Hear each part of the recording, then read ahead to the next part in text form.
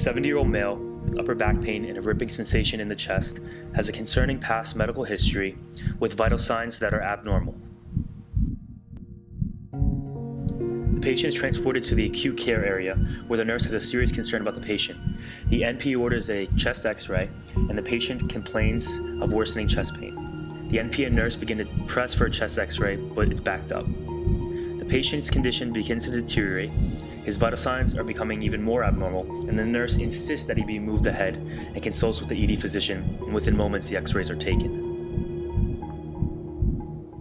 Patient becomes diaphoretic and complains of severe chest and abdominal pain. A preliminary of the x-ray shows a thoracic aneurysm and changes consistent with acute dissection.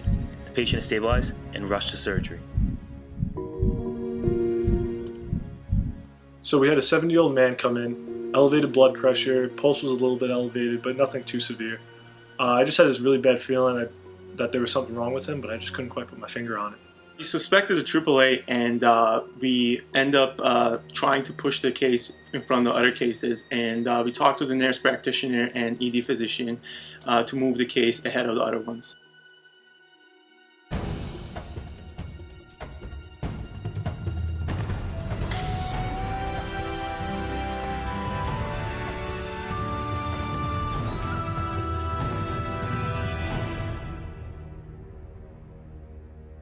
So I'm one of the x-ray techs that works in the emergency department.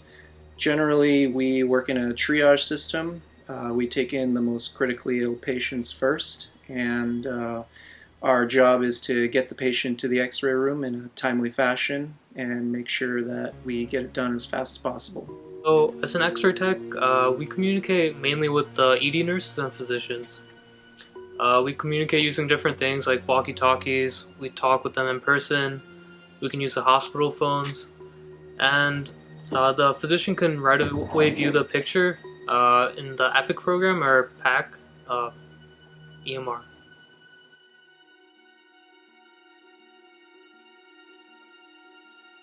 Generally, in any kind of emergency situation, when there's an x-ray room backup, they will be moved, the patient will be moved to the front of the line, and less serious cases will be moved back. If there is any kind of communication breakdown, the patient's condition could deteriorate even more, and other serious effects could happen as well.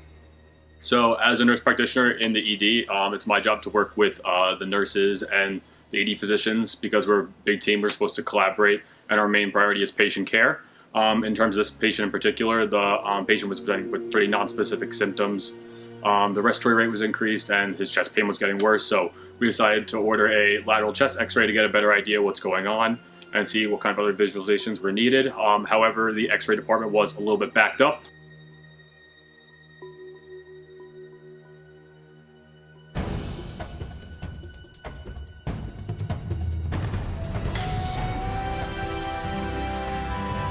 So I talked to the ED physician as well as the other nurses and other NPs on staff to see if we maybe pick up the pace of things a little bit. Thankfully, the x-ray tech listened to us when we said that the case had to be pushed in front of other cases. If there was any delay, the patient could have died, or at least there could have been serious complications. There's always some risks if there isn't proper communication. If there's a delay of diagnosis in any way, a critical situation can turn bad very quickly.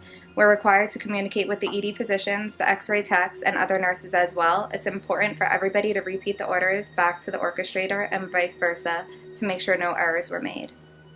As a physician, my role and my responsibility is to make sure that the patient is stable and to be made aware of their condition during the day, especially if they begin to deteriorate.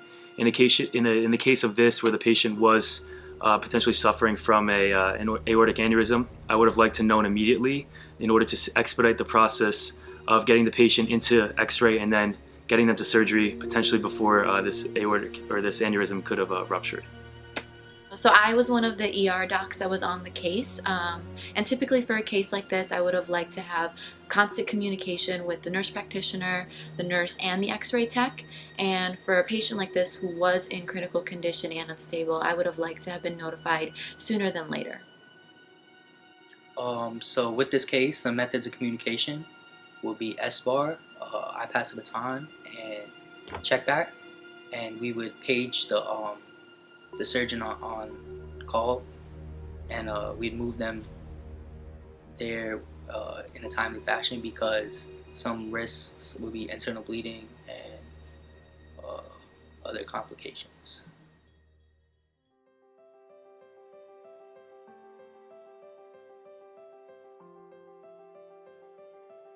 We're just going to quickly discuss the importance of communication. So one effective form of communication that could be utilized in this scenario is SBAR. The S stands for situation, the B stands for background, A is for assessment, and R is for recommendation. The importance of this form of communication is that it helps to benefit the patient as well as the hospital staff to notify all of the patient's status and any possible complications that could arise in the future should communication break down. Checkback is another form of communication that could have been utilized in this situation. In this technique, you have subsequent care providers repeat any orders or information regarding the patient as care is being transferred from one provider to the next to ensure no mistakes are made. I pass the baton is another form of communication that could have been utilized. It is a mnemonic that stands for the hierarchy of communication, starting with your introduction as your role as a healthcare provider and ending with what will happen next. As you all can see, this event could have gone a lot worse, but it's very important to keep communication early on to avoid any type of potential complication in the long run, especially with the chain of communication that you all saw in this video. In the future, as future physicians, keep that in mind, and thank you for watching.